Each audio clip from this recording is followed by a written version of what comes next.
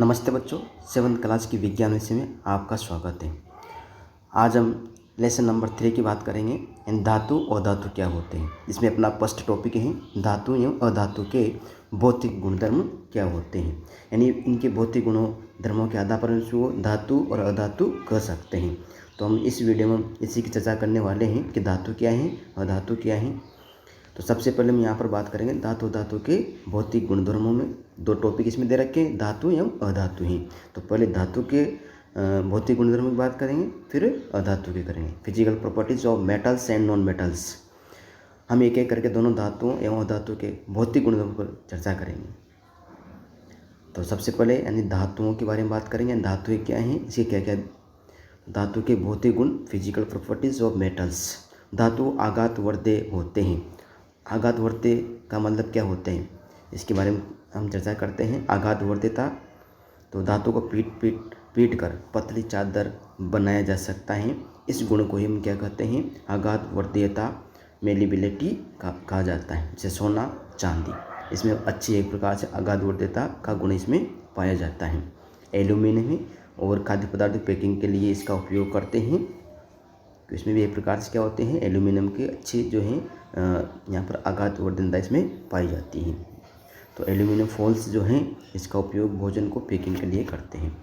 धातु तन्य होते हैं, यानी धातु क्या होते हैं, तन्य। तन्य का मतलब क्या है, तन्यता, डक्टिलिटी। तो धातु को पतले तार के रूप में खींचने की क्षमता को ही क्या कहते हैं, तन्यता कहते हैं। जैसे यहाँ पर सोना है तो इसमें सबसे अधिक एक प्रकार तन्यता का गुण पाया जाता है। चांदी भी है, इसमें भी यहाँ पर जो तन्यता का गुण इसमें पाया जाता है। और कॉपर और एल्यूमिनियम है, इसमें एक प्रकार से क्या होता है, तन्यता का गुण पाया जाता है और इसको खींच कर एक पतला तार इसका बना सकते हैं। धातु के भौतिक गुणधर्म के हम जो है अगला पॉइंट की बात करेंगे। धातु उष्मा के सुचालक होते हैं, गुड कंडक्टर ऑफ हीट। तो इसमें अच्छा चालक का काम करते हैं धातु ही। यहाँ पर हम देखते हैं उष्मा देकर एक तार को गर्म करते हैं, तो उस चांदी उष्मा का सबसे अच्छा चालक होता है।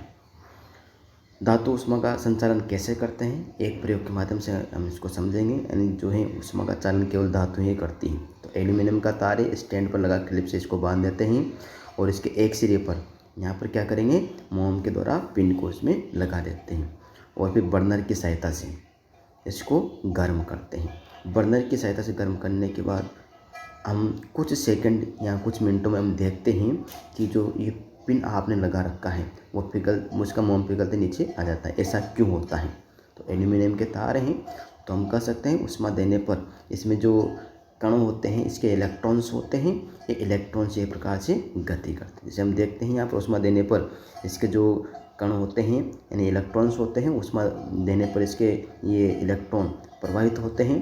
प्रवाहित होकर वो एक सिरे से दूसरे सिरे पर पहुंच जाते हैं और एक सिरे से दूसरे सिरे पर पहुंचने के कारण ही इसमें जो है यहाँ पर देख चित्र में आपको दिखाई दे रहा है, ये इनसे गर्म होता है। तो इसमें जो है ये एक सिरे से दूसरे सिरे पर ये गति को दर्शाते हैं।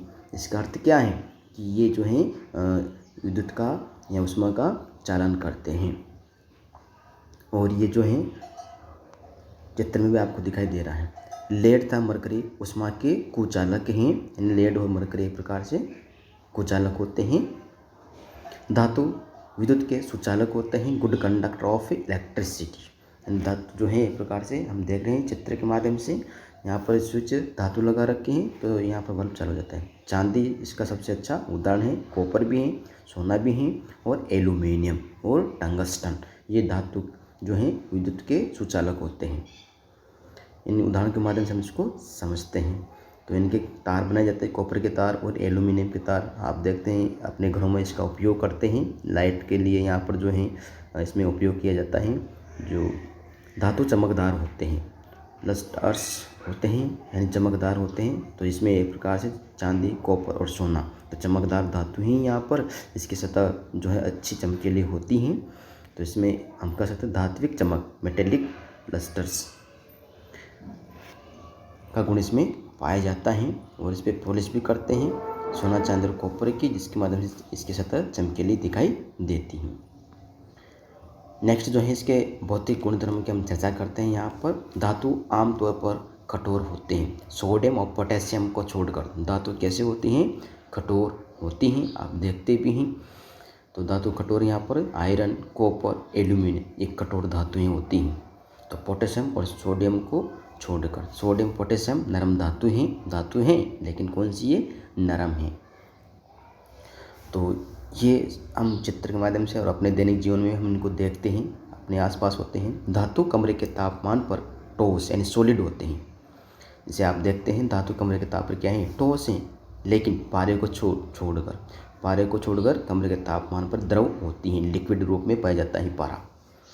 धातुओं के गलनांक, मेल्टिंग पॉइंट एवं खौतनांक, बॉइलिंग पॉइंट जो हैं ये कैसे होते हैं, बहुत अधिक होते हैं पोटेशियम, सोडियम और पोटेशियम को छोड़कर, जिनके गलनांक एवं खौतनांक कम होते हैं। किनके, पोटेशियम और सोडियम को। आप जानते हैं सोडियम को धातु लोहा है, गलनांक 1535 डिग्री सेल्सियस होता है। ठोस लोहा पिघल जाता है और 1535 डिग्री सेल्सियस के उच्च तापमान पर द्रव लोहे में बदल जाता है। तो इतना तापमान देकर उसको पिघला सकते हैं। धातु के जो यहाँ पर भौतिक गुणधर्म हैं, इसके नेक्स्ट पॉइंट की हम चर्चा करते हैं। धातु का उच्च घनत्व होता है, लेकिन पोटेशियम, सोडियम और पोटेशियम को छोड़कर इनका घनत्व क्या होता है, कम होता है।